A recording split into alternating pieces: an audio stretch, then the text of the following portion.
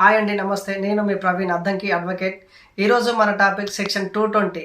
అంటే ఈ సెక్షన్ 220 ఏం తెలియజేస్తుంది, ప్రాముఖ్యత ఏంటి అంటే, ఏ పోలీస్ అధికారి అయినా మోసపూరితంగా అంటే తప్పు చేయని వ్యక్తిపై ఎఫ్ఐఆర్ ఫైల్ చేసి అతన్ని కారాగారంలో ఉంచాడనుకోండి, అతనిపై according to section IPC section 220 ప్రకారం అతను శిక్షార్హుడు అవుతాడు.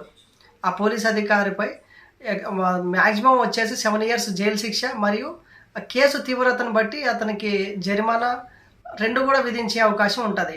అంటే అతను కేసు అంటే ఆ యొక్క తప్పు చేయని వ్యక్తిని జైల్లో పెట్టి ఇబ్బందులు పెట్టాడు అనుకోండి, దాని పనిష్మెంట్ అంటే అతనికి 7 సంవత్సరాల జైలు శిక్ష మరియు పనిష్మెంట్ కూడా 2 ఇచ్చే అధికారం ఉంటుంటుంది.